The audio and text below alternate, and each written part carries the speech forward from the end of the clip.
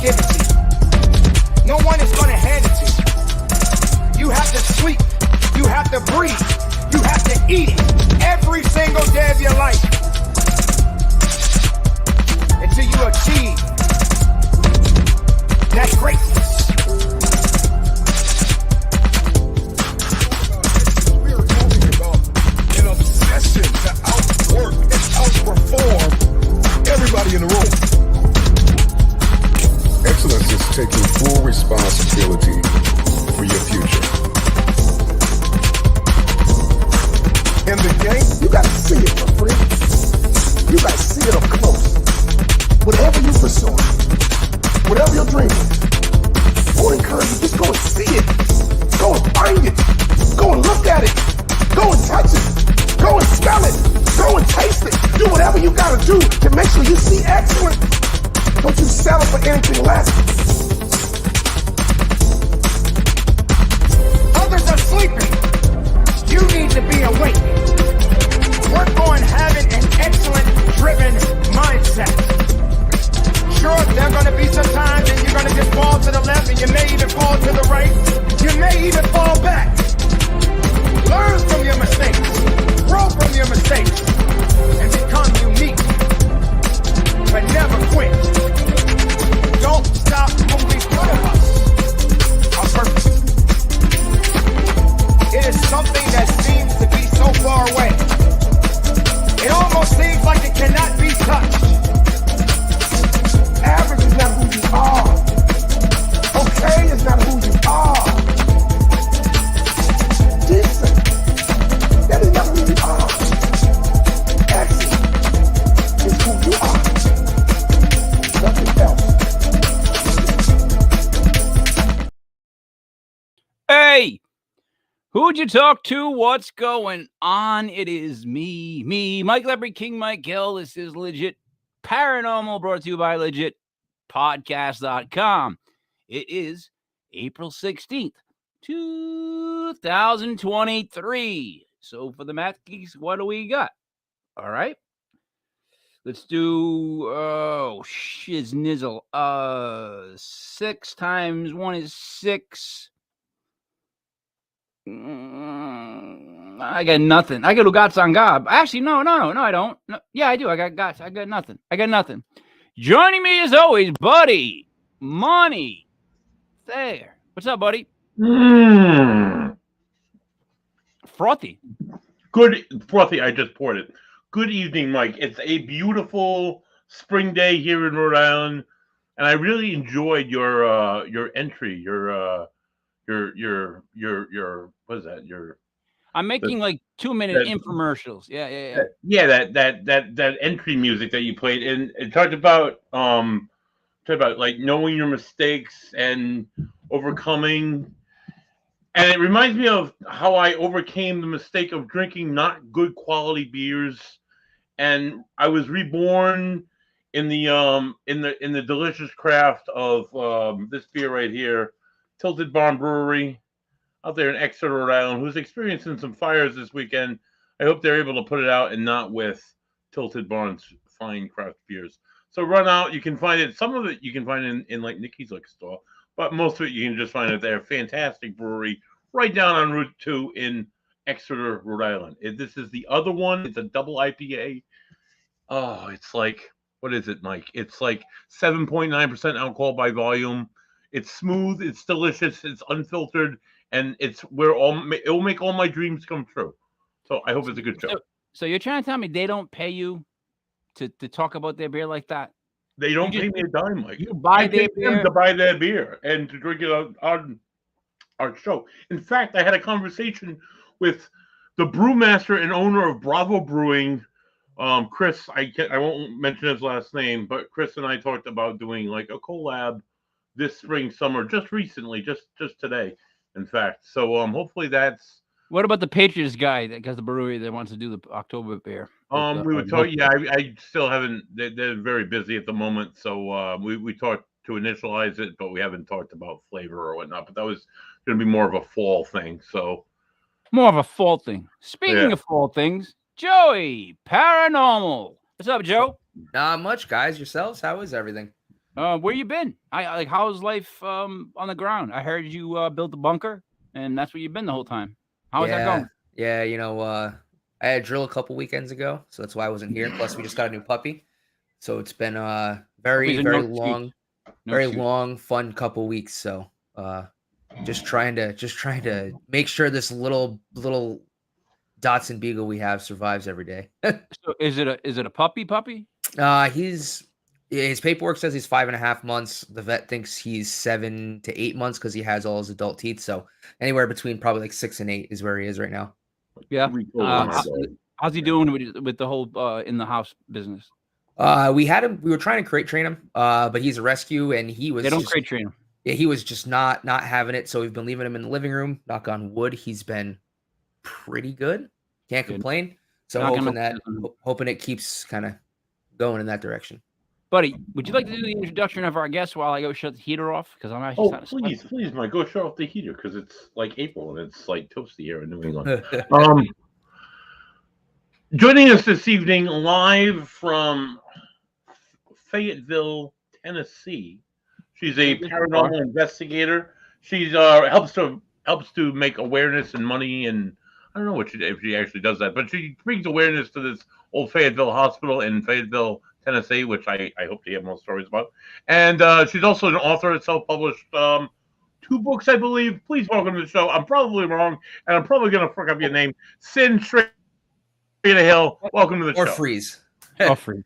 That was always option C. You're close. It's all good. Let me ask you something. Have you ever been introduced and someone said she does this? Actually, I don't know if she does that. No. Actually, right, no. Good. So this is a first, and I'm good with it. Yeah, good job, buddy. Okay. She can be a construction worker. I don't know. She might be. I don't know. So, Cyn, we had you on the clip show. Saw some of your clips. Your whole, I'm going to call it fascination. I don't know why that word just came to me. My wife's been listening to Donna Summers, so I got these words in my head like fascination. So the fascination with the whole, thanks, Cobe, with the whole paranormal. Thanks, Cobe, the whole paranormal side of things. That an early thing for you, or is that a later stage thing for you? I actually got involved with it late, but it's always been a fascination. Always growing up, just weird things would happen. I didn't know why, had no idea. And then, when all these shows come out, all the ghost hunting shows, that's when the bug really bit me and I had to get involved. So my dad had died in 2001, right after 9/11. Nothing to do with 9/11, but it was the same month. And it took a while, but I wanted to see if he was still at the location that he had worked for so many years. He and my mother had owned an auto parts store in the county, and my sister worked with them. So it was a family business. The building was actually from the 1800s. So the late 1800s was the basement of the building, which used to be street level. It also used to be a turkey slaughterhouse, and there were still 2 huge vats in the basement and hooks hanging from the ceiling and all that good stuff. But do they still have those, Cyn? That it was still there. Are they still available now? I mean, no, unfortunately. All right, okay. We got wild turkeys everywhere. Go ahead. I'm sorry. Yeah, you know how cities do. They try to get rid of all the good stuff. All the killers. So anyway, the second floor was actually turned into the first floor, after that. It over the years, besides the turkey slaughterhouse, it was a Red Cross building. It was a ice cream factory, just different things, furniture factory or a furniture display, go and buy furniture, whatever. And then the auto parts. So a little bit of everything. And I wanted to see if my dad was still there. My cousin had gotten them to come down, this group called Ghost Hunters of Southern Tennessee, out of McMinnville, which is to the east of Nashville. Okay. And I was like, you got them to come down? You didn't tell me? And she says, well, here they are. So I reached out to them and got them to come down and investigate the old store to see if my dad was there. Mom, her only stipulation was, I don't want them in my house. You can do whatever you want to at the store. Just don't bring them to the house. I don't want you to do anything there. Okay, I'm good with that. I was the trigger object since I was daddy's girl and that kind of thing. All the utilities had been turned off at least 3 years prior to this team coming in to investigate. And so there was nothing on. Everything had been cleaned out. My husband had actually gutted it and gotten rid of all the junk. Everything had been sold out of it. It was just a shell of the building. And it was creepy as hell in the basement. Yeah. They're just odd things, but they came in, and again, I was the trigger object. They went through the basement. They went through the upstairs. We had a rock that got thrown. Just little things like that happened. But they only got 2 audio clips. One was this really strange holy mackerel, which nobody in my family ever said. And really, to me, that's an old saying. So I'm thinking 1920s or something. Well, for that. Happy days. 50, I say 40s, 50s sometimes too, though. Yeah, that was a corny word. They would say, "Holy mackerel!" Okay. Yeah. So back then, so maybe it was part of the ice cream people. I don't know. I have no idea. But the other one they got was from the basement, and it was turkeys clucking. So we had turkey ghost in the old store. The only place that any of their equipment lit up through the entire night was in my dad's old office, exactly where his office chair sat. So I thought that was pretty interesting. Yeah. From that point, go ahead. No, I'm just saying that's the hit turkey ghosts. That's just like buddy saying you were a construction worker. That's the first time I've ever heard that. Joey, that might be a first for the show. Construction worker, what? Yeah, you did. Joey, what did you think about the turkey ghost? I think that's a first for me, but it definitely it wouldn't surprise me that there are spirits of other animals lying around. It's such a traumatic experience for that kind of animal. That is because it wasn't a happy time for them. You know? Oh God, no. Not with the bat. No, definitely not the bat. No. After that, I joined their team as the caseworker and got the old hospital for them and a few other things around town. The whole time I was with them, I knew I wanted my own team, but I didn't know how to go about it. So they trained me to get started. And everything down here is named Elk Valley this, Elk Valley that. And my thing to do, since they only found 2 EVPs, I became interested in finding those voices. So audio was my thing, and I really loved it. Also, I thought, you know what? Yeah. I saw also Elk Valley Paranormal just kind of rolled off the tongue. EVP, Elk Valley Paranormal, it all works down here. So that's where that came about. I brought over one other person from the other team that I had trained. And so he's my skeptic that has actually turned into a believer over the things that he's seen. But he's still such a great debunker that I don't want to go anywhere without him. You know, you've got to have somebody on your team that can really, really sit and try to figure out what the hell that really, it could have been this, it could have been that. Yeah, but what really was it? He's great. Are you pointing at Joey? Is that Joey's job? It sounds like you went there and took over. Yeah, kind of. You kind of, I don't say the house mom, but you just were like, I got it all organized. Is what we're gonna do. Like an Italian reference somewhere. Kind of like Stallone in the Tulsa King. Right? You're gonna do this. You're gonna do that. Let's get it done. So, but that's a good way to handle things. So, do you think it was? All right. So after the whole incident where your dad passed away, did that spark something in you that made you not only look around differently, but then trace back in your head events and be like, hey, wait a minute now. Those all kind of add up in a weird way. Like maybe I just wasn't looking the whole time. Yeah. One thing that actually came to head was I was having severe panic attacks growing up. I had them all my life. And I mean, they would come out of the blue. And there were 3 or 4 that were emergency room panic attacks that you think you're dying. And if you've ever had anything like that, they're horrible. Your chest, it feels like it's crushing, and you feel like you're having a heart attack. And they were so bad that I would just get sidelined sometimes. Couldn't go somewhere with some of my friends. Crowds bugged the hell out of me big time. I did not like to be closed in a big crowd. Yep. I was okay at concerts as long as I could get away from people, that kind of thing. But that's a big point because I had panic attacks for a while I was in a band. Did you? Well, I was in a band though. I actually wrote a couple songs about it. So here was my issue. The one thing that always was a saving grace was that I was tall enough to always see the exit sign. That's a big deal for me. I mean, we had that incident in at the station fire. nightclub. Right.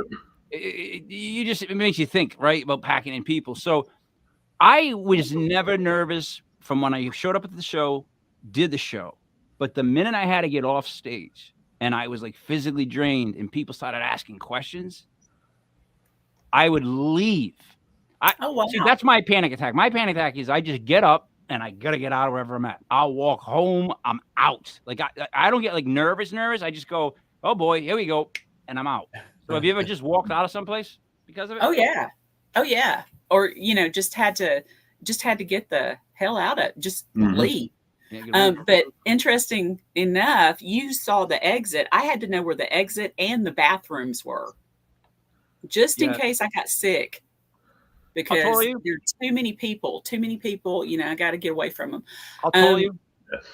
I'm only 5'5", so not that bad, but, all you guys are up taller, and you gotta. And not Joey.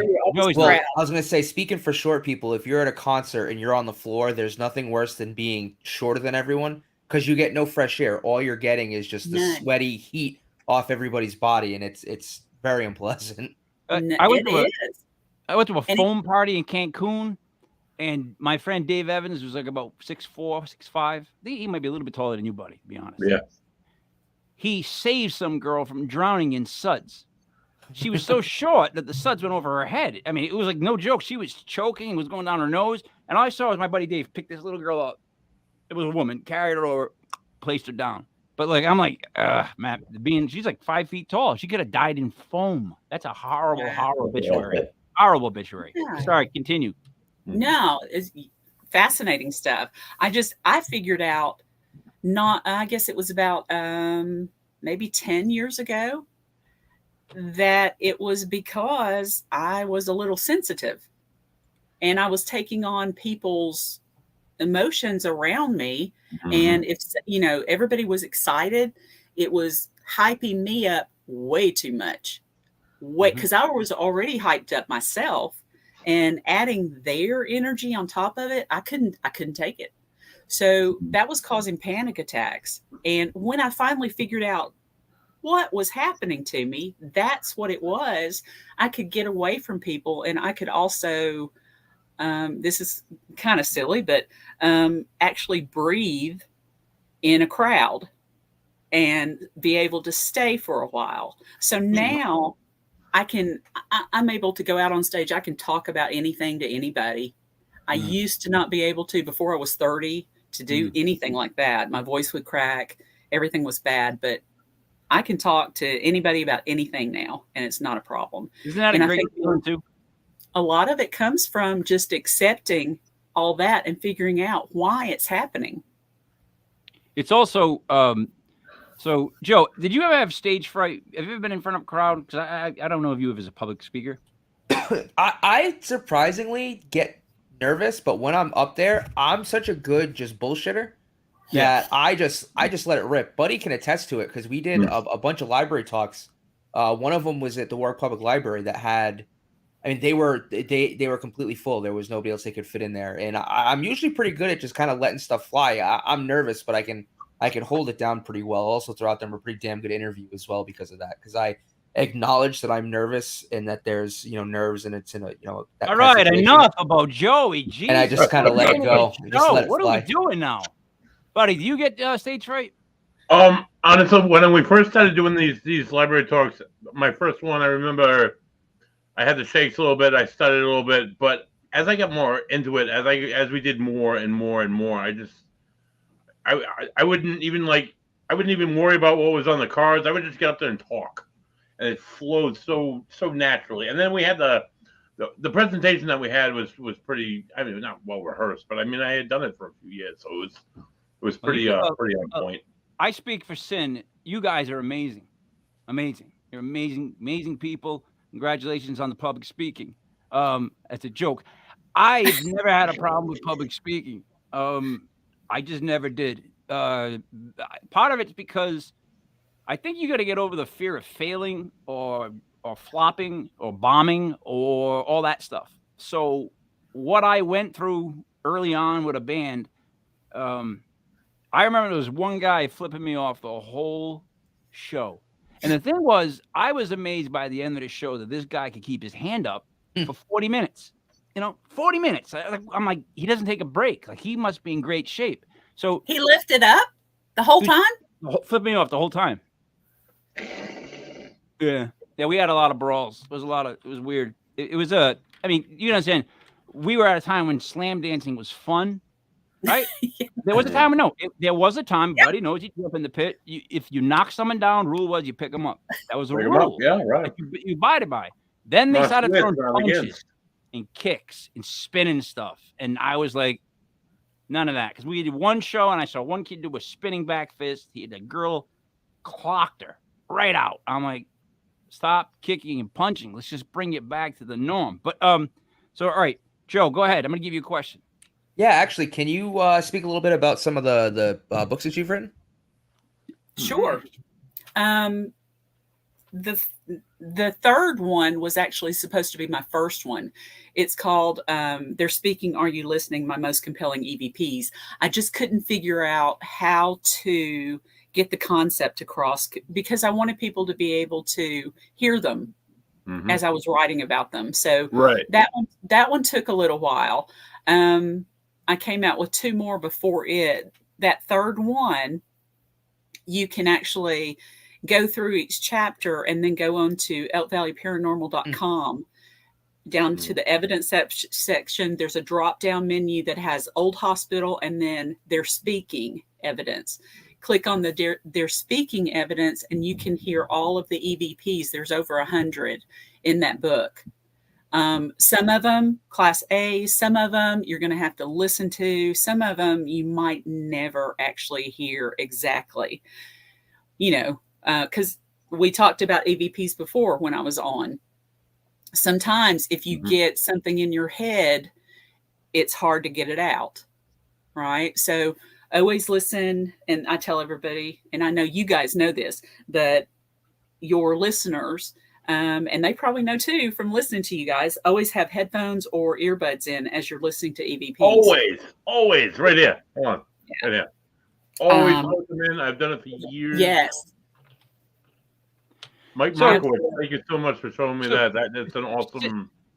Listen, why is it not like a dummies guide for this? Because when we there should be. Teams, yeah, they don't quite know what they should have. I guess they go by the TV shows. I confess, I've never watched a TV show, so I don't know how they go. But everybody seems to. So let me ask you this: do you do the whole thing where you someone asks you to come check their house? Do you check them first? Oh yeah, because I mean, some people are just fucking crazy. Yeah. Right? Yes. They are. Yeah. Yes, we've been there. Yeah. I mean, some people they want to be special. People, yeah. They're wanting a show. Mm-hmm.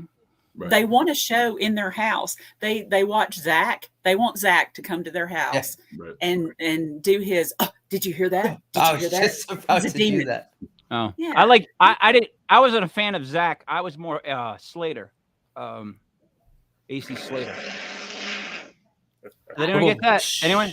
Yeah. No one? Yes. All I right. totally got that. I don't Saved by even the know Bell that reference. Zach she's talking about. So I'm talking about Zach. The only Zach I know is Zach Morris. That's the only Zach that should exist with his old cell phone. It's all right. We'll be saved by the bell. Yeah. Saved by the all right. So, buddy, go ahead. I'm gonna give you a question. Actually, I'm gonna bounce over to you.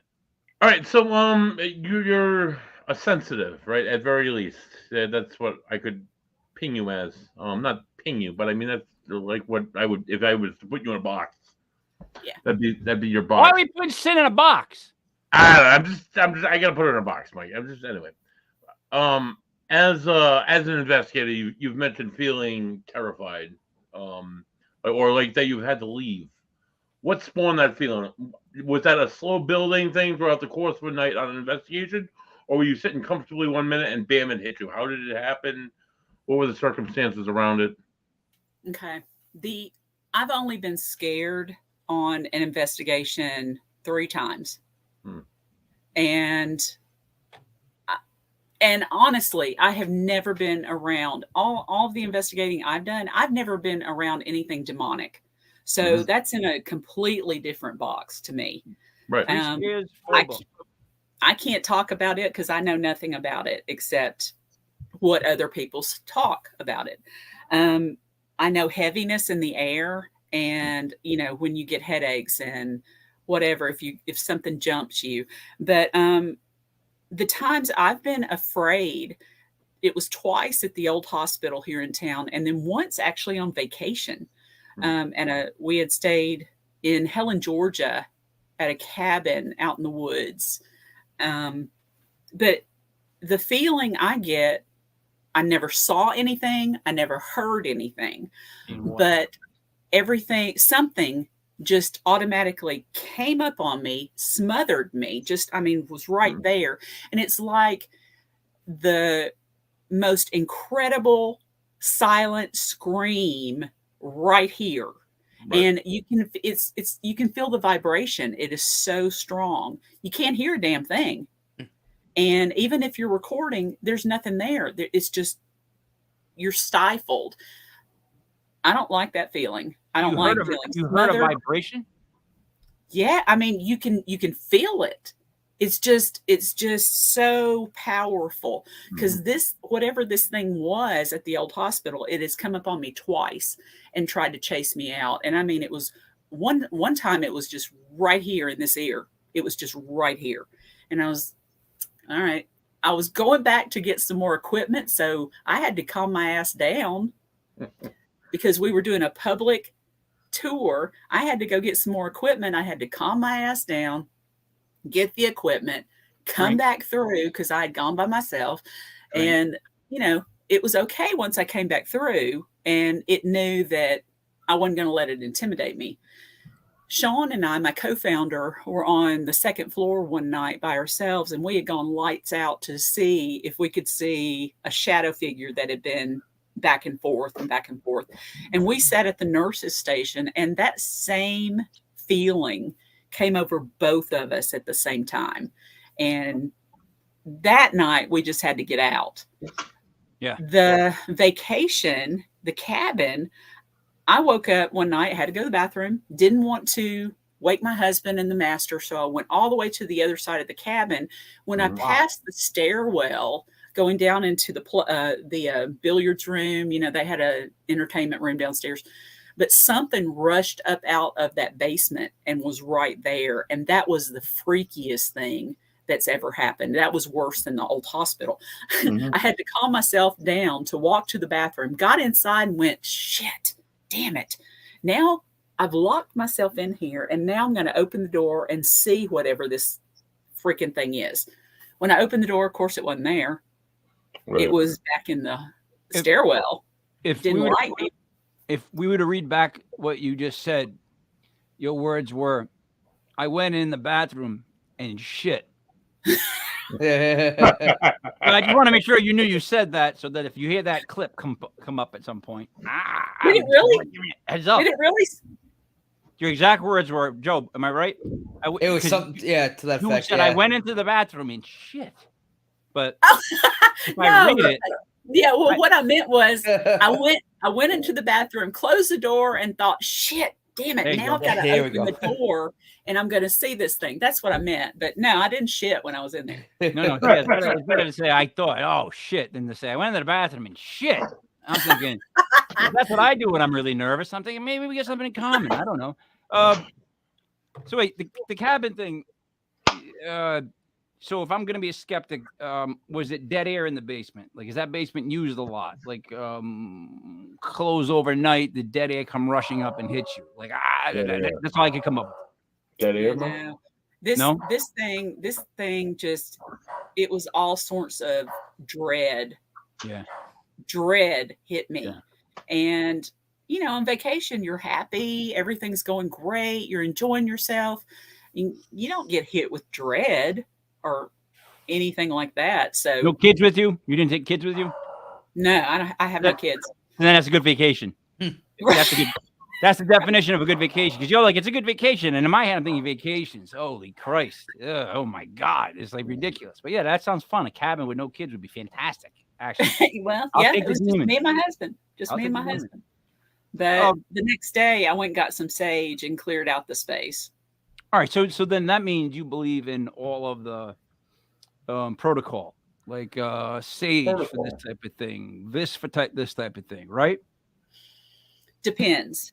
I like to use sage to help people clear out their homes and bless the house and that kind of stuff. I've got some Florida water that smells really good and lightens up the spot. So I teach people how to do that. That's a good thing. I only use it myself if something like that happens. And like I told you, I don't get scared, but I don't like to be intimidated. And I was intimidated in that cabin and didn't like it. You bring up a good point now. So here's what I've learned. So ever since I've started this journey with these guys and then in my own right. So over the last year, things completely changed for me. It's like one of those things where like something opened, I saw something, things are happening. It's been weird the whole time. I don't even tell these guys. They're not going to believe me. But let me ask you this. Don't you, I always get a feeling that I have to stand my ground at least, be respectful, but also let them know that I'm here, you're there, we're cool. I'm not going to mess with you. Don't mess with me. And when I leave, stay here. Like I have to say that in my head now. Whenever I feel like there's anything going on, I'm just like, back up, like get away, please. Do you feel like you have to do that? Absolutely, yeah. I always go in with a prayer to even to myself, just in my head, to kind of clear everything out. I always do a closing prayer to whatever I've opened up. If I've opened the spirit box, I make sure it's closed. Always say bye. That's what a lot of people haven't been doing. And you've got to close everything. Like, people think that Ouija boards are the only bad thing.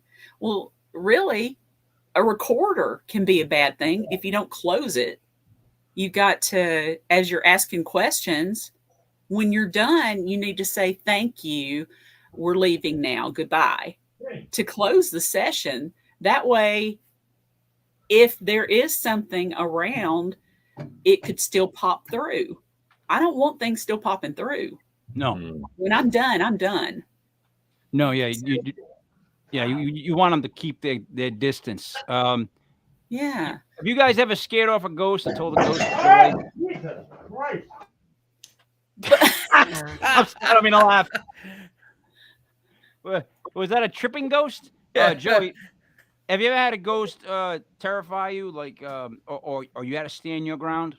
Mentally in your head, you said it like, all right, get back up, I'm good. Like, no, I wouldn't say I've had a spirit or a ghost kind of ever intimidate me in that respect. I've had locations that I've been, I will admittedly say I was very terrified of. There was something about the area, the location, what we were doing that just kind of, I felt uneasy the whole time and almost had, it is going to sound silly, but almost had like that serial killery vibe. Like there was always something creeping outside that just wanted to get in. We had a lot of experiences that night. So I don't know if I would say it's a ghost or, a spirit per se, but definitely at least the location that really freaked me out. So here's my thing. One, I have realized that, like, they say like, good versus evil, good versus evil. See how you brought religion into it, and people try to shy away from anything that has the word religion in it. Like, you can't say religion, you can't say United States, and you can't say certain things like that. People go nuts. I don't know why. I was okay to say, like, we used to chant USA, USA. You'll never get that again. But I realized that, see, in my head, it's good versus evil every day. Like, I feel like we're all, whether we believe it or not, we're all dealing with both sides every day. And some of us are 90% good, where they should be, probably 95. Some of us dip to 75. We have our issues. I'm just saying, like, it's a constant battle, right? It's a constant battle back and forth. But bringing religion into it is huge, because here's the thing.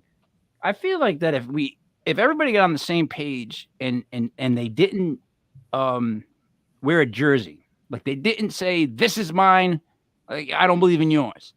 If they just came to the conclusion that, there has to be something, right? And I'm going to guarantee you it's the same one, no matter what. I just doubt that there's going to be 6 or 7 different gods or whatever you want to call them. So it's just like, let's get past that. And the thing is, if you're going to deal with spirits and people that have passed on, does that not now hit the religious plateau that we were taught as kids? Well, at least I was going through Catholic Church. Once it hits spirits, is that not somewhat religious? I think so. And when you believe in good, you got to believe in evil. Yep. I mean, you can't have one and not the other. There's both. Yep. And people, you got good people, you got bad people, you got good spirits, you got bad spirits. You've got, someone told me in the last, I guess, couple weeks ago, that they thought, and I kind of agree after I heard this, that if you were bad in life, if you were always bullying people, always picking on people, wouldn't you most likely continue in the afterlife doing the same? Yeah, this is the asshole ghost theory. Buddy's getting excited about it. Yeah. I'm very excited about this. This is a thing. This is not just a buddy theory. No, I would think that once you passed on, right, from what everyone that I've ever listened to talk about it, you gain some sort of collective intelligence. You would think that, because from what I heard, they review all your good and bad. And if you go that way, though, what if you don't go that way? What if you hold this guilt that, like, hey, I was an asshole when I was here. I'm going to go to hell. I'm just going to hang here until somebody comes in and tells me I can't be here anymore. That's a coward. But they're an asshole. They're just going to continue to be an asshole. Well, and it could be ones that, haven't accepted it yet. Quick accident. Maybe they don't really know yet. And I mean, you've got a lot of things to look at there. So, Joe, the whole thing of crossing over, right? Do you think that does not touch religion? Like people do not want to say that word. They don't want to address it. Just like I said about the United States. There's a couple other phrases I could say, but no one's going to want to listen to. You just can't say. So it does touch it, though, right? I don't know if I'm the right person to ask about this. I know you're not. That's why I'm asking. Yeah, I don't consider myself very religious, so I think it's more of just a spiritual release. Yeah. And whether or not you want to release yourself back into, the unified spirit or energy that's around us, or you keep to yourself and you still continue existing just in a different form than when you were alive. Again, possibly because you have something that you feel you didn't finish. You're scared to let yourself go. Something along those lines. So you got like an atheist type of. Sort of. Yeah. You know, there's no such thing as an atheist in a foxhole, right? I've heard that many times. Because what that really means is when the shit's fan, you pray to somebody. You're going to be praying to somebody, and you know why you're going to be doing that? Because it's inherent. It's in you. Yeah, it'll be Eddie Vedder that I'm praying to. He's not dead yet. You could have picked. Shut up, you. You could have picked 3 of the 4 other grunge giants, and you picked the one that's alive. Yep. You missed Lane Staley, Chris Cornell, and Kurt Cobain, and Scott Weiland if you want to throw him in. Yeah, probably Scott Weiland. I wasn't a Stone Temple Pilots fan when they were. You're not thinking. Just not. If Eddie Vedder dies, I'm going to come to you, Joe. Buddy, speaking of almost dying, what happened in the background there? Was that a loon incident? That was it was the Wolfman of the Great North Woods of Smithfield, Rhode Island. He got into the cat food and the dog got into it with him, and there was a great fight outside the cabin door here. So I had to go and mitigate that shit. And I'm back. Dog fights are horrible. Cyn, do you have dogs? I've got cats. Oh boy, cats. Cats have weird agendas. I'm just being honest. I don't trust their agenda. I think they're doing something we don't know. And I'm a cat person, so you might not be able to trust me either. Then you might have an agenda that I don't know about. See, I've always been like a dog person because they are what they are. I mean, I've got one staring at me right now that just won't go away. And if he barks, it's going to be so loud that it's going to break the microphone. He has one of the loudest barks of all time.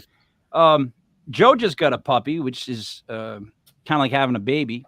If Joe doesn't have a baby, you have to get up every 4 hours, make sure the dog doesn't pee on the floor, that kind of stuff. Like, I had twins. So when we had kids, I was on a 3-hour loop where I had to be up every 3 hours to feed somebody. Yeah, I don't know how I did that. I mean, I know now why I have gray hair, but so let's get back to this one. You organize a group.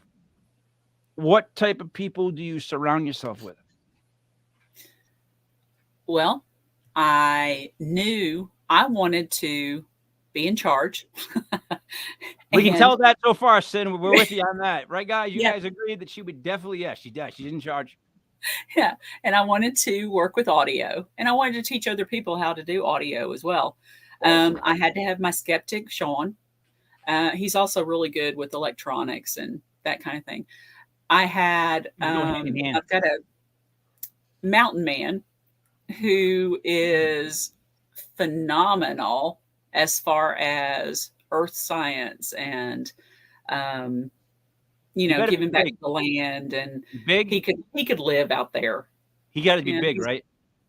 He's not too terribly big, but I mean, he's great to have on the team because he knows a lot of information about Native Americans and that kind of land stuff. And he's an incredible person. He's a hippie. He's a, mountain man, hippie, Native American person.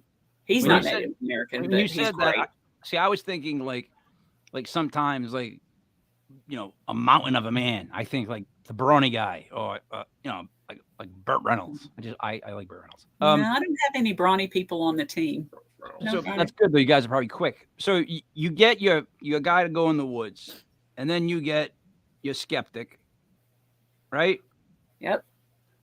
Are you looking for someone that's sensitive, or do you just do it yourself? Like, in other words, did you go find that piece of the puzzle? I am the most sensitive of them. I have narrowed my team down from several members to 4. You fired people. Yeah, because I couldn't get people to do anything. I've taught them how to record and find those voices, and I need you to video this. I need you to stay on this person the entire time, not. And you go back and your evidence is all the fuck over the place. No, when I ask you to do something, I really need that done. That's important right there. How did it feel firing them? How do I feel? Now, how did it feel when you fired them? It was like a weight lifted. It was like a weight lifted. I gave them, I'm like, you know enough. You guys go form your own team. You could have 2 separate teams with the people I let go. You guys know enough, do your own thing. We're going to hang out and do our thing like we know it needs to be done. But I've got to have people that will step up and do exactly what needs to be done. I don't have to tell Sean what to do. I don't have to tell Walt what to do. Chrissy, I have not had her in an investigation in quite a while because she went back and got her master's and then her doctorate. So she's a doctor in forensic science. And thank God I didn't make my joke then. Thank God I didn't make my joke, because the minute you said I got Chrissy, I was like, dingy. Like, you remember Three's Company? Chrissy was the dingy one. Like, anybody named Chrissy? No, come on. Where the kisses are hers and hers. Whatever Three's Company too.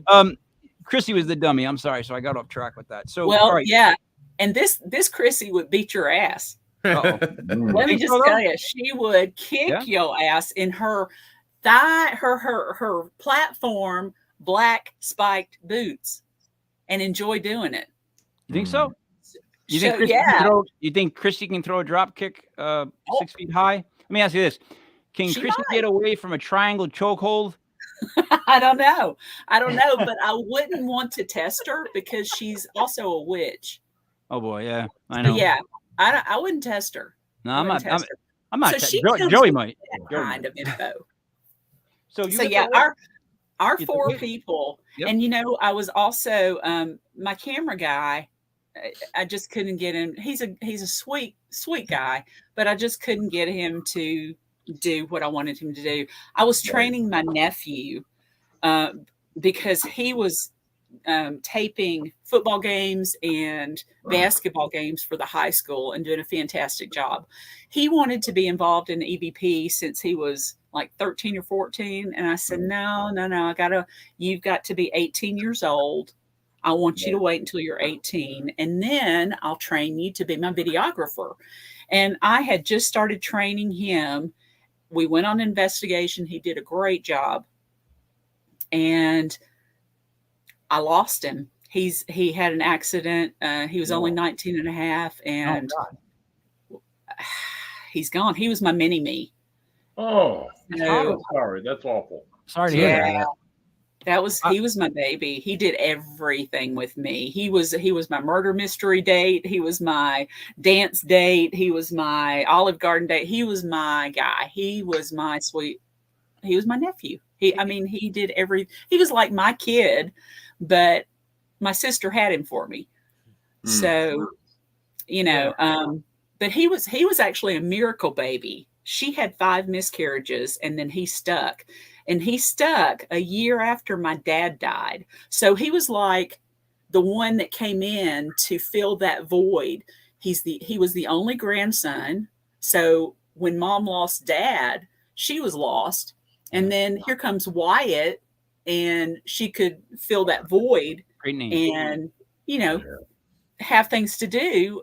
He grew up down at the auto parts store. Mom and Susan tried to keep that store going another 2 or 3 years. And being a female-owned auto part business in a small town with Walmart holding auto parts and O'Reilly's and Advanced and AutoZone in the same boy. town, even though my sister could take a car apart and put it back together. Yep. She's super smart in that kind of thing. Yeah. But and Wyatt grew up down there.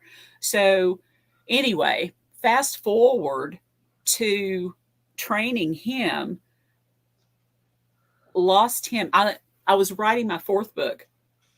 Okay. And in 2020, I had just my first book came out in 2018.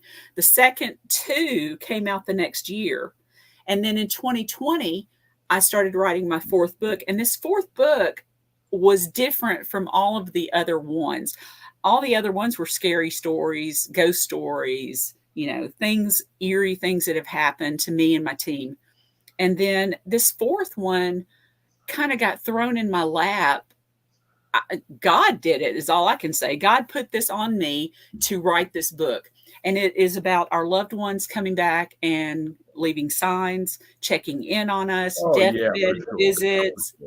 It's got some near-death experiences in it and different things like that. So I got 50 people from all over the country, and one even from England, to send a story in. And it was about families coming back to them, even pets coming back to visit. And I lost my motivation right when the pandemic hit. I lost it and didn't get it back. Didn't get it back the next year. In 2022, I was visiting a friend in town. That's where I get my sage and all my incense and everything, Valerie. So I was visiting Valerie, and she goes, like everybody else had over the last several months, how's the book going? Well, it's not. And she said, when were you supposed to have that out? And I said, I wanted to bring it out 2020 Easter. And she said, well, you got past that one. You got past 2021 Easter too. But there's only a month before this Easter. So get started. And I said, I can't get the book done by then, but let's see how much I can get done. So she kind of gave me a kick in the pants. Yep. Within the next week and a half, I banged out 17 stories. Bam. And yeah, I mean, I was back on. And then Wyatt died. Oh. And I was like, so there goes motivation again. A few weeks went by and I was like, shit. That's why I lost my motivation for 2 years. This book's supposed to be for him. This is his book. Yep. So it's dedicated to him. He has visited his mother so many times. It's crazy. His bedroom door was kind of hard to open and close. You kind of had to muscle your way in. He was opening it every day and turning one of his 2 lights on. One of the lights was a 3-way switch, and they only had the 1 bulb in. So instead of a 3-way bulb, so you'd have to click, click, click to turn the light all the way on. Either that one would turn on or the push pin, those push pin lamps. You kind of push the pin on and off. Yeah, the clicker. Yeah.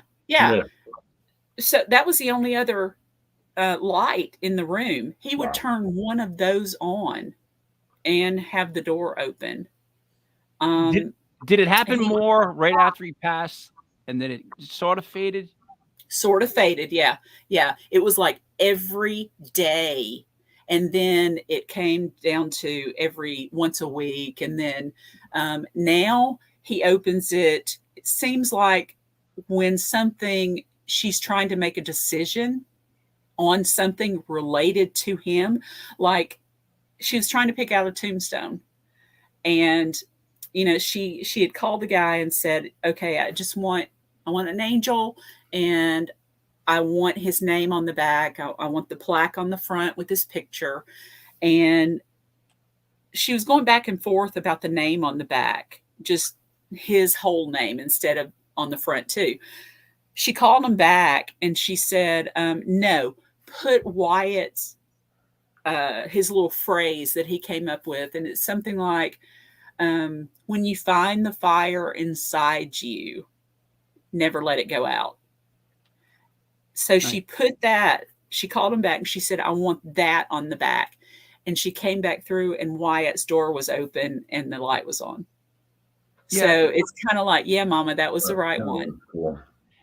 It feels like, and I keep saying this a lot, like energy is the main thing that we're fighting for. Like that's just what it's all about, positive, negative. And I feel like they have more energy or more ability to contact us right after they pass. It's almost like a fight. I can almost picture like a fight of energy to get through, just to leave a little reminder. It must be like exertion to get there. That's just how I picture it in my head. So I always feel like as they start to pass on, they know they don't need to exert as much energy to let us know they're still there. Like they scare you sometimes. Like relatives have scared me to let me know they're there, and that doesn't work for me. But it's still, I know that they're there. So, and then it slowly dissipates. But Have you also noticed that it feels like we've been losing a lot of really good people? And I mean that. All the great musicians. Think about all the ones we have lost. Chris Cornell, Chester Bennington. Well, Bennington. You know who I'm talking about. And then Tom Petty. You can go on and on. All of these famous people that have just all of a sudden they're gone. Oh, there's a conspiracy about Cornell and Chester. I don't know about that, man. Well, they both had what, a scarf or tie on the doorknob? They both had long histories of mental illness and depression. They also worked for the foundation that tried to help rescue kids from being transported all across the world. Yeah, they were big into that. They were very big into that. And then when they both died, there was that around the doorknob thing they do, whatever it is they put. Just throwing that out there. It's what I've read. But I believe in everything. Like, can I just throw a quick, you're talking about signs and getting signs from loved ones. I've talked about this on the show. We had Roland Comto on the show.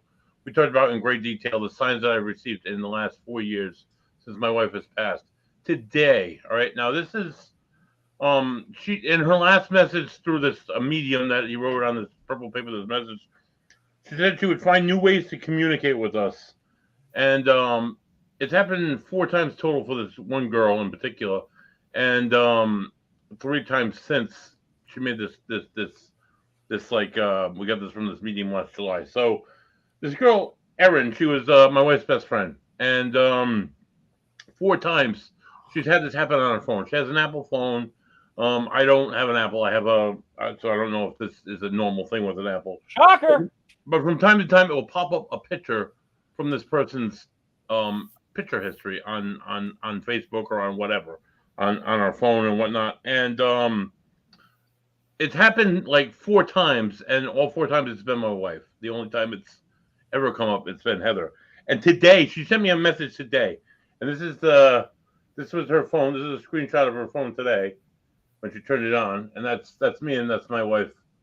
We're at a concert in New Hampshire. Christ, back in like 2008. But I continue to get messages. I get them through other people. Other people get messages. It's just weird how they like things like this. So it happened on Heather's anniversary. It happened on Christmas Day, and it happens 2 other times. One of the other times being today. I don't know if I don't know what she has to say. I don't know what she's trying to, throw across at me. I don't know if she's just trying to talk to Erin. I mean, a lot of times they're just checking in to say, "Hey, I'm still around. You can still talk to me." Wyatt has shown himself mostly to his mom, but he's also shown himself to his grandmother and freaked mom out completely. Mm-hmm. I've been praying since last April the 6th. So we just passed his 1-year angelversary, and it was tough. The whole anniversary is tough. I'm sorry. It's been awful, but I have been praying for a sign from him, and I'll tell you about the sign I got in just a second. But Mom got one. I came in after teaching one night and brought in some food, and she was really quiet sitting at the table. Her dogs were going crazy, but she was very, very, very quiet, which is unusual. And I said, "Mom, are you okay?" And she said, "I don't know." And I said, "What do you mean you don't know? Do you not feel well?" She said, "Oh, I feel okay." And I said, "Well, then what's wrong?" And she said, "I think Wyatt visited me." I said, "What happened?"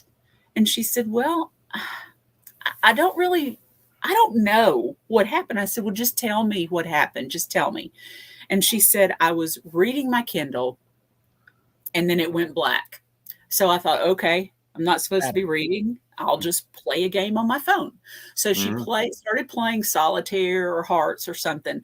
And then the phone went black, and she goes back to the Kindle, and she's like, okay, maybe I'm not supposed to do any of this tonight. She picked her phone back up, black screen, And across the top of her phone, it said Wyatt Johnson, just scrolling across. And then she said about 10 or 12 pictures popped up of Wyatt. And it was him, mostly in this red short sleeve shirt. And she said, and once that played through and I saw all of the photos, then my phone powered back up and went to normal, and the Kindle did as well. So she said, but I want you to find those pictures because I want to be able to look at them again because they were really good pictures. Here's the thing. Nowhere on her phone is any picture of Wyatt except the 2 that I took when she first got that phone. Mm-hmm. I took 2 pictures of Wyatt standing there. I looked in everything. There's nothing on her red phone. Shirt? Did you take him with a red shirt? Here's the thing. So I said, I've got a couple of pictures of Wyatt in the red shirt. I said, are you talking about the silky one, this kind of silky one that was sleeveless? And she goes, it was silky, but it had short sleeves. And I said, like the gray one, like this gray one. She said, yes, the red one though. I said, but it's not this red. And I showed different pictures, and she goes, no, it was not that one. So I looked back and I said, well, I've got another couple of pictures that he wore a shirt one Christmas that was short sleeve red. And I flipped it. She goes, no, it was that silky, just like the gray one, but it was red, which he had. I can't find any pictures anywhere of any of us that have taken a picture of him in that red shirt with sleeves. I can't find them. I've looked on hard drives. I've looked on all my media cards. I've looked on his phone, her phone, my sister's phone, on Facebook. There are no pictures that the ones that he flipped for Mom to see. It's still a mystery. I can't figure it out. I can't figure it out. I'm going to speak for Joey on this. They make sleeveless silk shirts? Yeah. I wear sleeveless shirts all the time. I've never come across a silk one. Well, they're not looking hard enough. They're not real silk. It's just, that silky material. No, I just know cotton, whatever that other cheap stuff is other than cotton. I would love, look, I'm Italian. Guys drink. I would love to have a silky sleeveless shirt. Everybody knows that. Right. I have a North Providence reference and a ghost reference. In what you were just talking about there, Cyn. So you talk about coming through on a cell phone. So my wife's other friend, Missy, she was a close friend. She's known him since she was 15. They worked together in a little restaurant in North Providence called Twins Pizza, where I met my wife when we started working. Oh. Yeah, Mike, drink. I mentioned North Providence, drink. I love Twins Pizza. I love Twins Pizza. Mike, I used to make pizza there. So anyway, I'll But anyway, I'll go on. I can tell you horror stories about that place. I know. Anyway, don't tell me. Anyway, they worked together at Twins, and Missy had never gotten a sign. Missy had been to all these medium events, and nothing had happened to her. And she wanted something, but she's like, "Oh, I'm a skeptic, and I don't believe in that stuff." So she was at her daughter's dance studio. She dropped her daughter off at dance in Pawtucket, and she was sitting in the car waiting for her daughter to come on, playing on her phone. And she this happened twice. She got a message. It comes, you know how you get a text message on your phone, it comes up on your car. So it happened that it came up on her car phone, message from Heather. And she's like, huh? She's like, she's like, I'm looking at my phone, and she's like, I never deleted Heather's number, but I don't have any. She's like, I'm thinking it's another Heather. Like, I saved this Heather, I saved that Heather, and it wasn't. It never was. So that happened twice. And then the third time it happened about a few weeks ago now. She sent me this. She was sitting in her car, same scenario, waiting for her daughter at dance, and she got this. It was a text message, said from Heather, by the way, I had a small piece of pizza, better than Twins. She has no one else on her phone named Heather. They met together working at Twins Pizza when this girl was 15 years old. This girl and her family still go to Twins every week for pizza because it's the big pizza place in North Providence.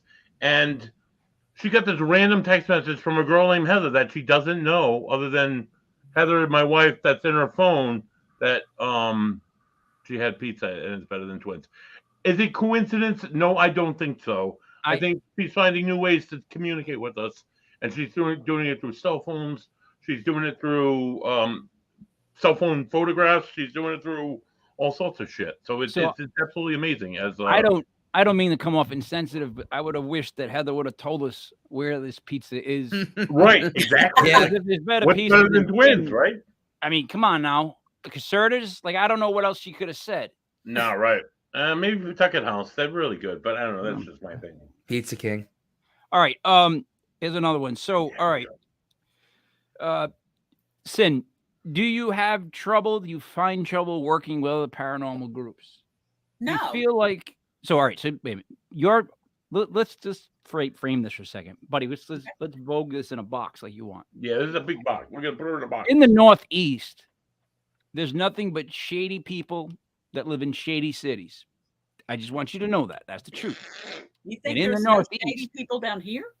well, no. Like I told you, I have a couple of relatives from down south, and what they do is they're nice to your face, and then they insult you in a certain way as you walk away. That's just the difference. They're good at it. The Southerners are good at insults, right? The Northeast, it's just loud, yelling, that kind of stuff. But what I've learned, and I'm, paranormal to me was brand new a couple of years ago. But what I've learned is that people end up doing this stuff for the wrong reasons. And when I mean the wrong reasons, I mean stuff like I've heard people say, I want to be famous.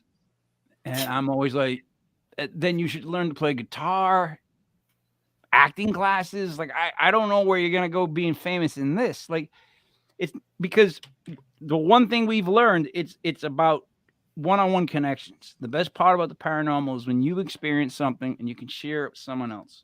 That's by far the best of the paranormal. Mm-hmm. The whole, let me make something that happened to me so that everybody in the country can watch it, is when it's gratuitous, it's too much. Like if it's someone telling their story and it's just their story, right? And they finally documented their story, I'll watch it. I like documentaries. I like those series. I'm good with that stuff. But when it's somebody that just every week, Bigfoot came over, UFO landed on my house, I saw 3 ghosts, you know what I mean? Joey Paranormal was I'm sorry. When things like that happen, I start to go, all right, why are you doing this? Like, you know what I mean? So you don't have any. Is it that you just run them over? Like you're not the trailer park, you're the tornado. Like you just go straight over people, or because I mean, there's such bickering in the paranormal world because everybody wants to be the one that goes, I saw this, or I heard this, or this happened to me. Oh, mine was bigger than yours. It's ridiculous. I didn't mean it like that, Joey. Knock it off. Do you know what I'm trying to say? I saw him smirk. I know what he means. Do you follow what I'm saying, Cyn? What is that like that down south?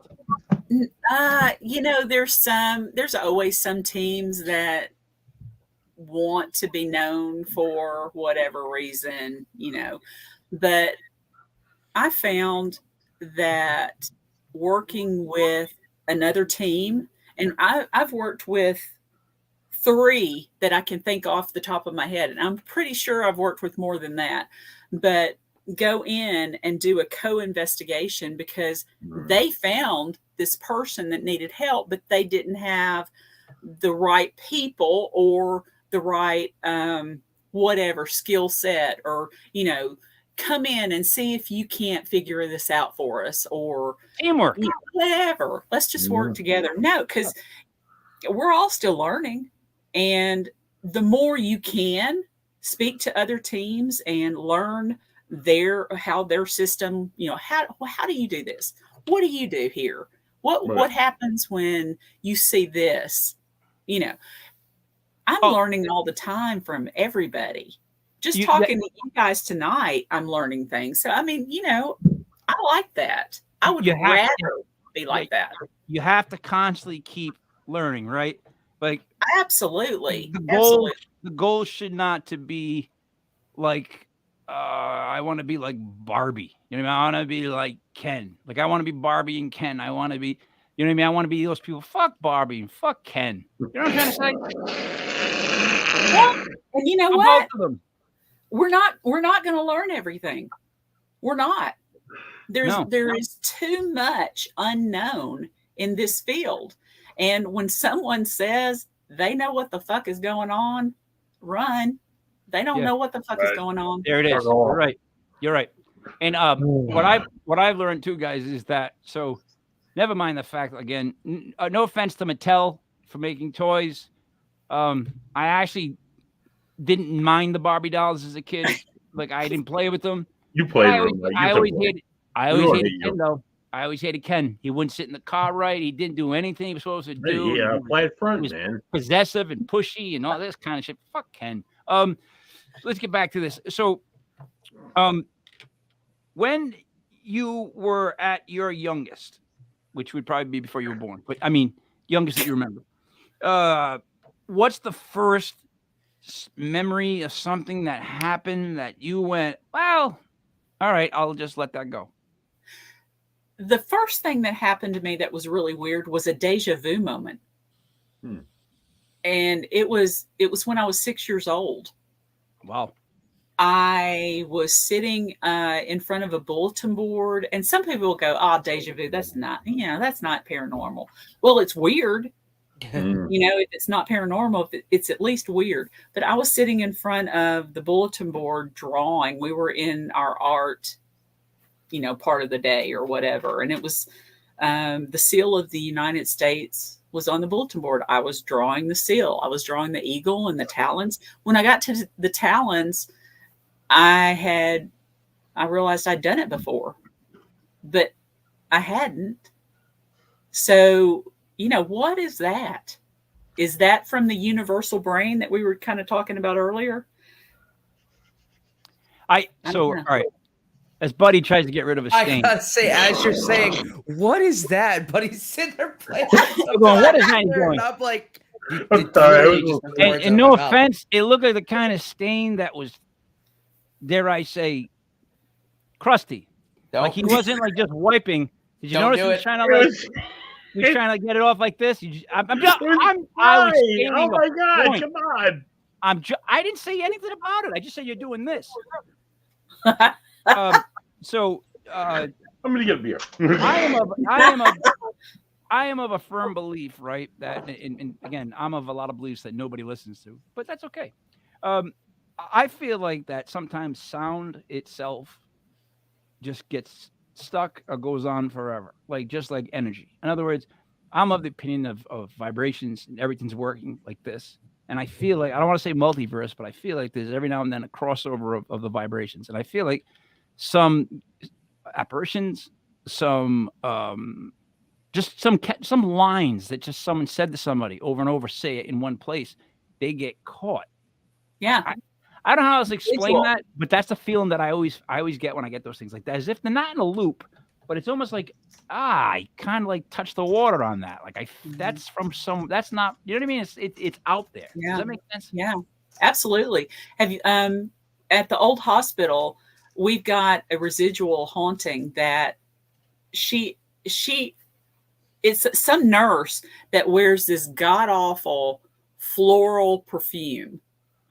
And she just comes around, she's around when you smell that real floral scent. And she never does anything. She doesn't interact. We've never gotten a voice, nothing like that. She's just in the structure. We've got a lot of limestone down here. So things go into the limestone, into the old wooden houses, into the logs or whatever. It just stays. My mother has heard my dad walking, my grandmother walking, my dad taking a shower. I haven't heard those, but I don't live in her house anymore. So that, there's that. But she's heard them. So, Joe, before you go, because I know you're on assignment, have you ever heard anything that you thought wasn't being directly, because I know you guys do spirit box, and my thing with the spirit box always is, I believe that you're catching something, but I don't know if it's something responding to you, or if you are catching a sound that's been said, or my third theory, which again, I speak for the dumb. I spell it with 2 M's, no B. Absolutely. What if the way for a spirit to communicate with you was to use sound or sound bites or things that were said that are going around to get through to you? Like, do they have to use their voice to make contact? Couldn't they just use something else, maybe? Right? Anybody on that? That last part's kind of interesting because, I mean, in theory, unless you're specifically looking for a loved one or someone that you know personally who might have passed on, you're never going to know if that voice, that sound that you're hearing is actually the spirit's voice from when they were alive, or if it's been distorted and contorted through the different planes that they're kind of existing on. Yeah, if they're in that energy, they can use what's, I would think. Yeah. This is how my head works. They can use what's in their realm, right? So yeah, and constant. And you got to think, we all also hear things differently as well. Like, I'm hearing my voice, but I'm hearing it differently than you guys are hearing it, which I feel awful for you guys because it's terrible. So no, it's pretty good. So voices. So I think I love EVPs as well. I think that the imprint of a voice on a recorder in that sense is probably one of the best ways to be able to communicate. Sometimes you can't do it in real time, and it's unfortunate. But yeah, we have no idea if what we're hearing is what they actually sounded like or what they mean to sound like. I think it's just kind of our brains trying to process what we're hearing because so. That's another point. It's so unnatural to hear a voice that, like, I remember saying what I just said, and there was no other voice or sound when I said that. Yet here's a response, and you can't explain it. So, Cyn, 2 things. One, do you think that it's possible that what I'm saying makes any sense? That they're using what they have at their disposal to get voices across? May not be theirs, but maybe an old radio station they had. Boom, they put it through. And then second, Joe, what was the last thing you just said? Because I lost track of what you were saying. What's the last thing you ended with? I don't remember now. You don't even replay it. What was the last thing you just said? What is the last thing Joe just said? Something about we hear things sonically a little bit differently. All right, there it is. All right. So here's the thing. I am also of the belief that all right. So now if I were to see, let's pick somebody we all know, the Archangel Michael. Okay. I would see him as I picture him. Yeah. Does that make sense? Yeah. Yeah. Italian? So you would picture him differently than I did, but that doesn't mean it's not the same person. Yeah, exactly. Across, right? Is that what we're saying? Yes, because spirits can show themselves to one person as a shadow and as a full body apparition to a person standing right next to them. Yep. Right. So exactly.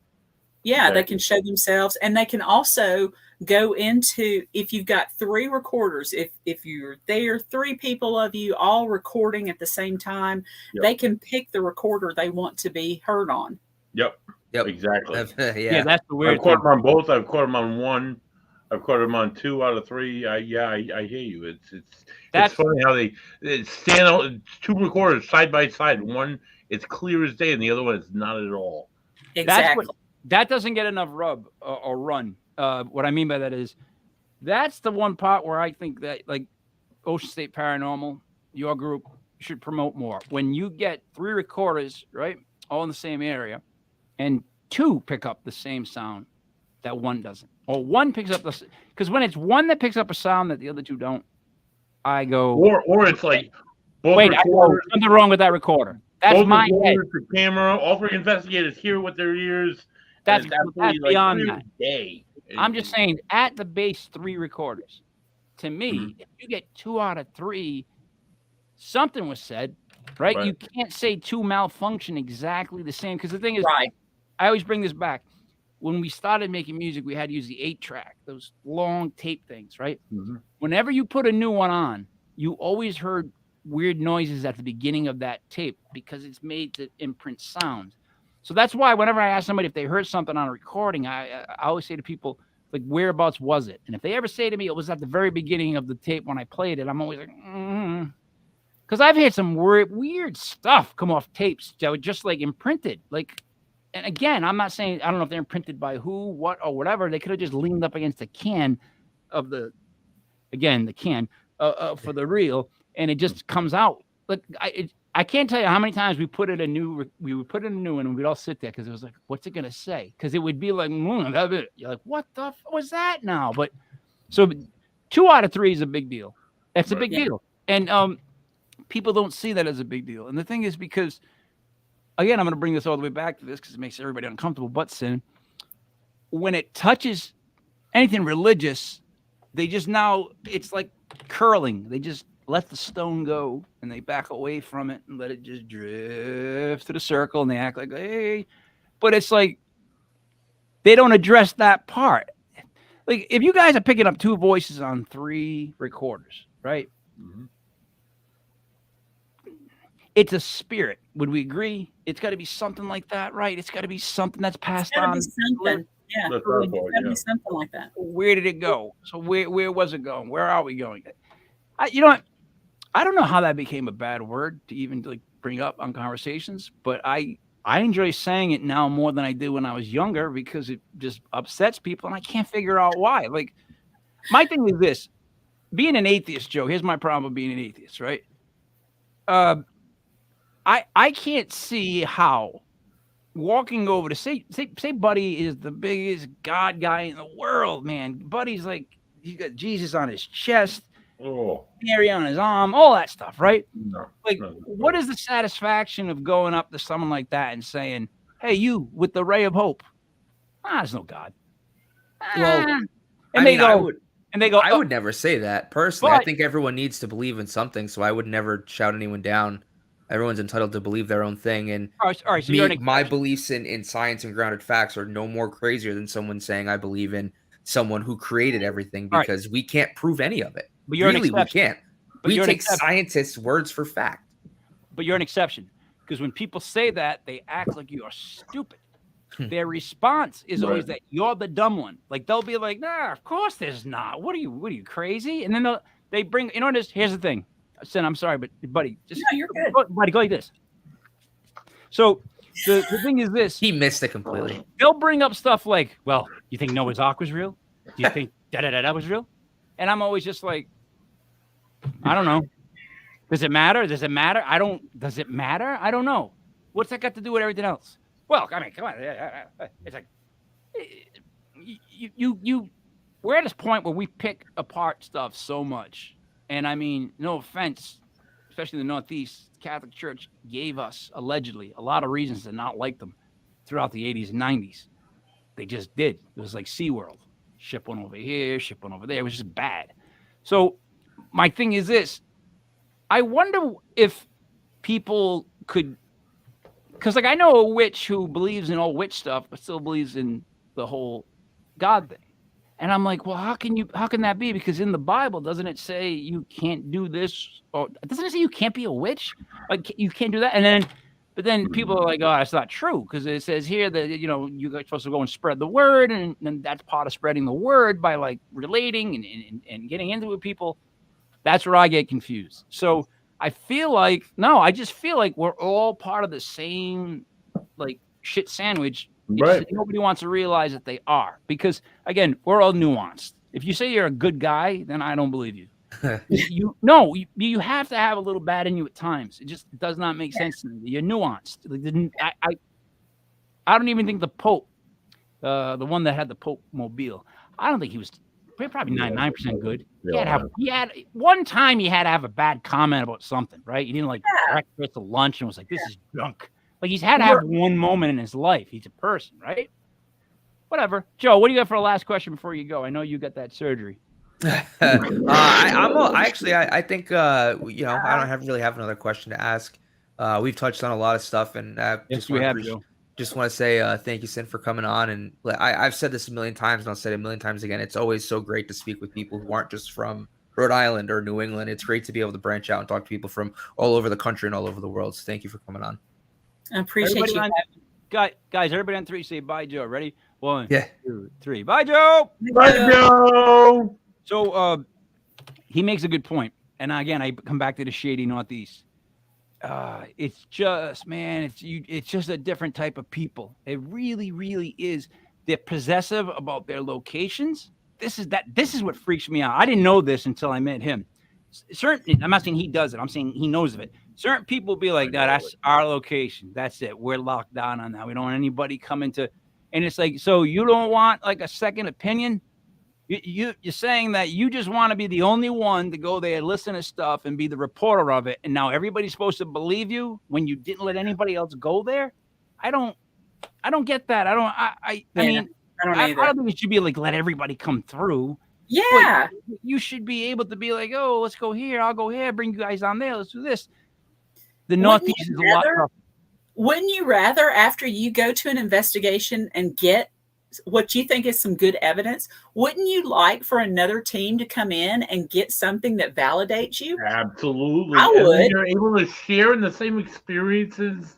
You're like, hey, I had this. Oh, hey, I had this. It's like, oh, all right, we have similar stuff in this room or that room, or yeah, and using the same methods or not using the same methods. Yeah, I'd love to test over and over and over again. But people up here are like kind of like, oh, about what we do, and we don't want to share with you anything. And it's bizarre. And that does not make sense to me, because I would always think that you want as much info on anything that you do. Like, that's how my brain works. Like, I want as much information as you can give me before I do, unless it's going on here live, when I usually just don't want any information, because I'd rather just no, seriously, I'd rather just tightrope, just go with it. But if I'm planning out something serious, like just doing the shows we're doing at Block Island, the 3 weekends we're having at Block Island, they're going to be big. I mean, June, July, and August. Tim Weisberg and Michelle Freed. We got Matt Warner, and then we got Chris. And we got all these different events that we're doing on those days, and we're taking out the bingo hall, and we're putting it in a bar, at a beach, at a speaking thing where people can learn stuff about tarot, stuff about remote viewing.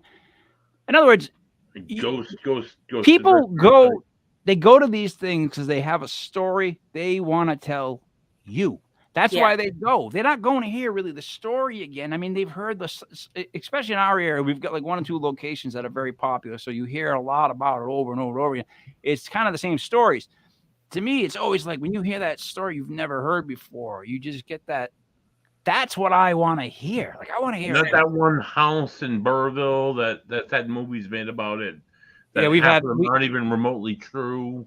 I've never seen one. Want to hear that shit over and over again. It's just it's not even that. Some people do. They like the oldies, like they like the greatest hits. Like, people like the greatest hits. Like, you can't. Like, I go see a band, I want to hear the greatest hits. That's true. But I want to hear the new stuff. And my point is, they play it safe and they stick to what sells, as opposed to taking the chance to take a leap of faith and try to do something different. Because what I've gotten back from people is this: I like the VIP party better than the cons. And I'm like, You do you?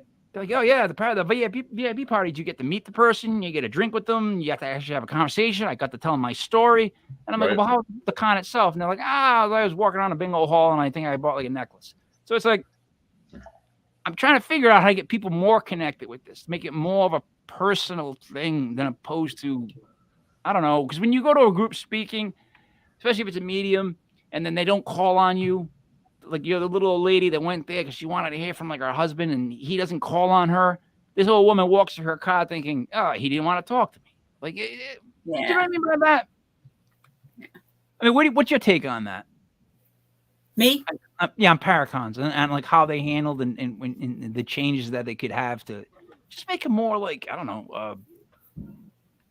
The 2 I have been to, and because I'm a newbie at Paracons, the 2 I have been to, they actually did a really good job. I went to Moundsville,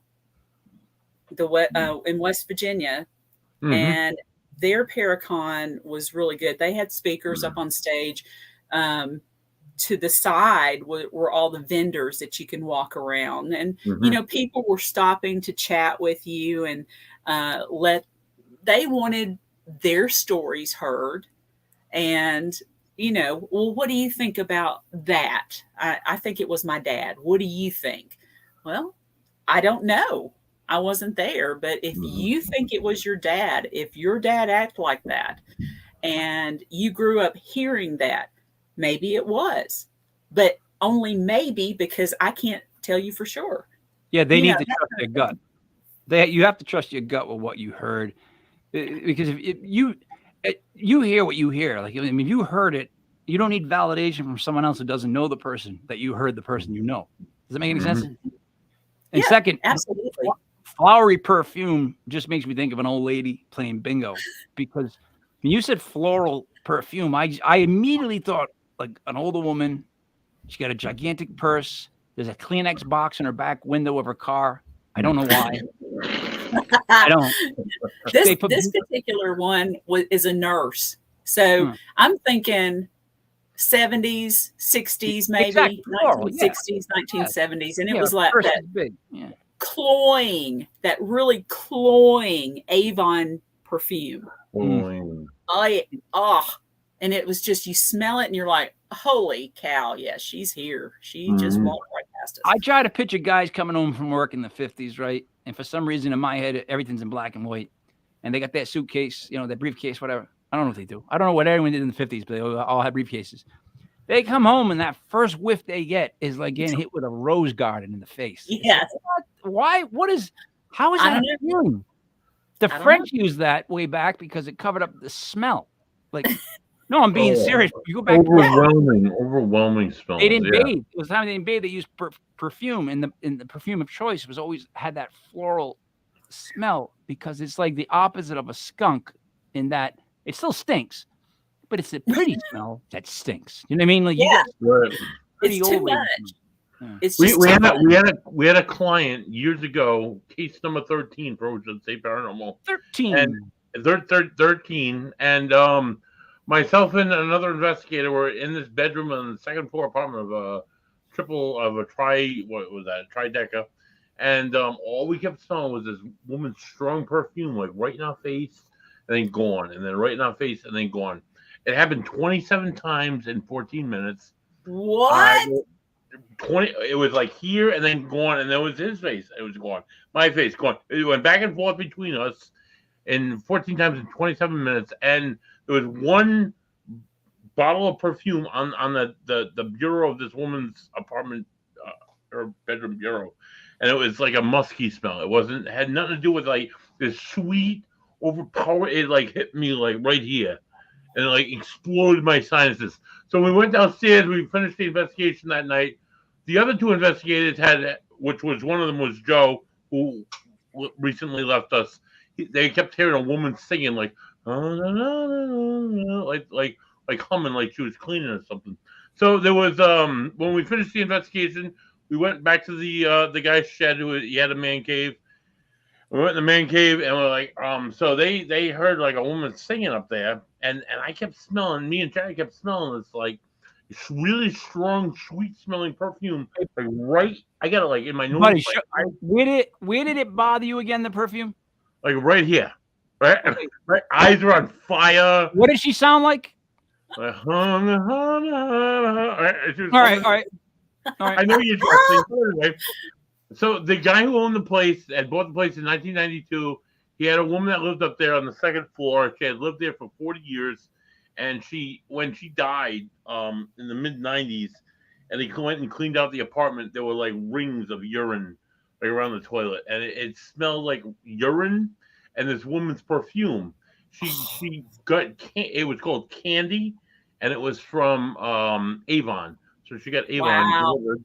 It was Candy, and it was that sweet perfume. And when I described it to him, like, oh my, it like hit my eyeballs, and it was like right up here.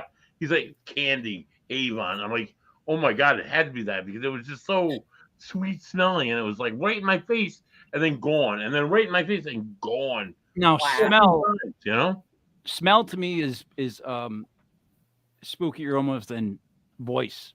And what I mean by that is like how does smell, I guess, get trapped? Like, now we're going different senses.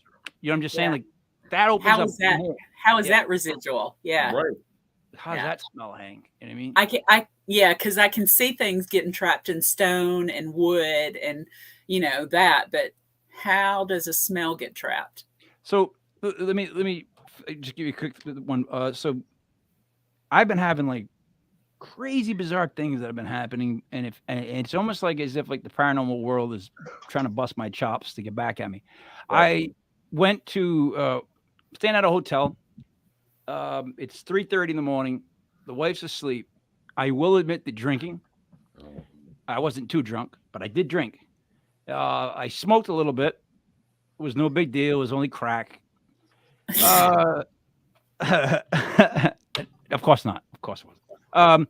But so I'm in a hotel. The walls are concrete. They're concrete walls. It's one of those new style industrial things, right? So I'm laying there in bed 3:30, and I hear like a loud pop in the wall, like a knock. And I'm thinking, holy shit, was that a knock in the wall? Like, is that what they say when they hear knocks? And then a couple minutes later, I heard it again in a different wall. And then I hear it right above my wife's head on the concrete wall. Now, they're solid concrete walls. Like, I can see a wood wall making a knock because my house settles all the time and I hear noise. Like it's settling. But then I start to hear, and I'm not joking, someone starts tapping on the door at the end of the hallway. And then they tap on the next door. And they tap on the next door. And the tapping's coming closer to my room. They know, Mike. They know they're on to you. And I'm going, you motherfucker. I'm like, if you come in this room, I swear to, because I was getting angry, Christ. And then we get close, and I hear it at the end of the hallway. So now I'm at the peephole, which I always feel creepy and wrong looking in a peephole. There's just something about it that ain't right. Like you're like, you know what I mean? Trying to see what you're not supposed to. So creepy, creepy. Yeah, there's nothing in a peephole, right? I see nothing. I go back in bed, right? Starts again. The knocks start going. And I told buddy this before. I literally said out loud, like, I don't care if I wake up and there's a little girl at the end of my bed or a woman in a white dress with long hair. I'm going back to sleep. Y'all can just go, you know what I mean? I'm out. Like, I don't want any part of this. And I fell asleep. That's just how I handled it. I didn't know how else to handle it because it was like one of those things where like one thing happens and nothing happens. And you just start going, because I'm not going to tell people this. No one's going to believe me. And it keeps happening. You're like, now I'm getting angry because it's like, knock it off. Like, I know you're there. And you know what I said out loud? No matter what your message is, I'm not going to help you with it. So just knock it off. Like, I'm not passing it on to anybody. That's not me, guy. I'm not that vessel. Go find somebody else. Like, and a lot of times that'll happen just because you are involved in the paranormal field. Oh, I know. And they know that. I know. Wow. And they will just, you're like, you've got like this beacon light and they just come around you, and sometimes more than others. So I have learned that if you are going to deal with any of this and you're going to talk about it, especially for a couple of years, every Sunday night, and now we're doing it like 4 or 5 shows a week. Right. You are going to eventually end up crossing paths with things that aren't quite right. My issue has been, I had this awful feeling that it's a constant battle of good and bad going on right now that we're not paying attention to, because I keep saying good people keep passing away. And what I mean by that is like people that I know that are really good people have passed away.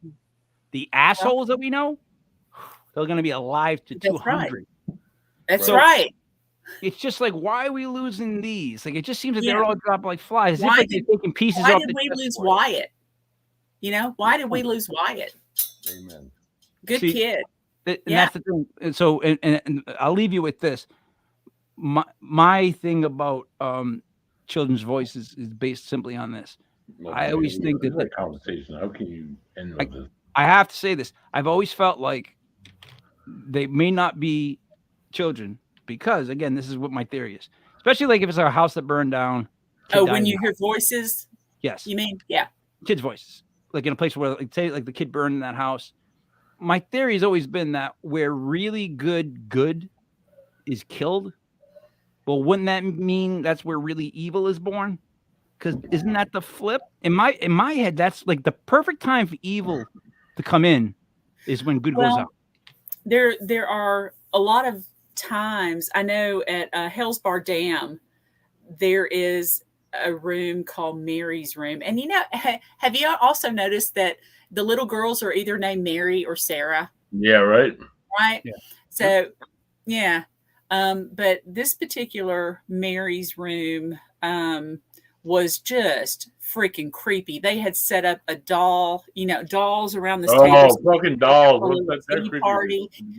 Dolls. Don't get me started on those because they're just messed up anyway. Evil. But yes. yeah, the voice that I got from that room was not a little girl. It was this freaky voice that came across. So what I'm thinking is some of the voices that we hear and we think are little girls are not. They're just something trying to get your attention. And then once they have your attention, they might go home with you. So you got to be really, really careful with those. You always use the best bait available to catch a fish. I'm just saying that in that way. And Yamamoto for me. I just and have a little girl is not intimidating. Makes you want to go look for her. Makes you want to look deeper for her. Makes you want to figure out I want to help her now. And that's the perfect way to do that, because like we've heard kids' voices on battleships. We're on a battleship. Why would there be a kid on a battleship? Buddy, what's that got to do? It's Gary Yamamoto. It's the best bait I use to catch largemouth bass. I was just saying, it's what I use. You talked about bait and catching things. I'm like, oh, I'm gonna go fishing this week. I didn't say go get bait. Did you, Cyn? Did I say go get bait? I thought I was just talking about bait. It was right there at the end of the bottle. Mention bait, yeah. Mention bait, and he had to show that. You keep bait near you? Thank you. That's weird. That's a little weird. Just weird. I'm just saying I don't keep bait near me. Maybe I'm wrong. Cyn, buddy, what would you like to say to wrap it up first? Oh my God! So Cyn, it's been refreshing hearing another paranormal investigator's perspective on things, and as a person, as an investigator, as what you capture as an investigator, as what you capture as a person. It's it's absolutely phenomenal. Yeah, Mike, don't look at me like that, though. So thank you for coming on and joining us in a banter of hour and almost 45-minute conversation. Next, if you're not sick of the banters, join us again live. Live at 8:05 on Tuesday evening as it's a legit metaphysical world. We're going to be doing live readings. Wednesday, it's the news. Thursday, it's clips. God knows what's going to be on. And next Sunday is live at 7:05. We're joined by what's her name? What's her name? Shay. Shay Carroll. Shay Carroll from Paranormal Brew is going to join us here live at 7:05. There you go. Cyn, so I keep thinking that we should do a show, your voice and my voice, because I think we're as opposite as you're going to get vocally, right? Like you've got very refreshing to listen to what you're not, but go on.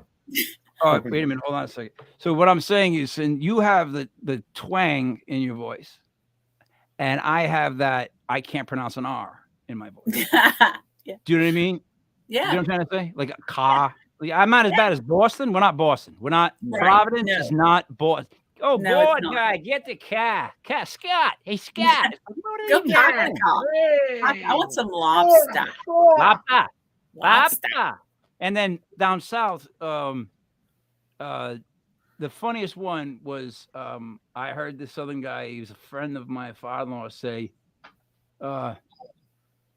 thank God I opened my mouth or that barrel would have shit right in my face. And I'm like, what? Listen, yeah, what? You never know what you're going to hear. You're never know. Like, what does that even mean? What do you mean? Thank God I opened my mouth or that barrel would have shit on my face. And I'm like, yeah, that's a phrase. Okay, I'm with it. All right. So, Cyn, what would you like to say to wrap up? My books are available on Amazon. I'm self-published. Mm-hmm. There's 4 of them. 3 of them are all true stories. There's one fiction book. If you don't want to be too scared, you can grab the fiction book. But they're all on Amazon. I am taking stories from people. So if your listeners are out there and have stories they would like for me to include on the sequel to It's Not Goodbye, Signs from Beyond, please send them to me. You can reach me on Facebook, Cyn Shrader Hill author. You can reach me at elkvalleyparanormal.com. You can send me an email, Cyn Shrader Hill author @gmail.com. If you have a story, I would love to include it. That book is going to come out in 2024. Again, it's a sequel to It's Not Goodbye. This next book I'm bringing out is more of the darker stories. So Realm of Shadows, that's going to be out around Halloween. Yeah.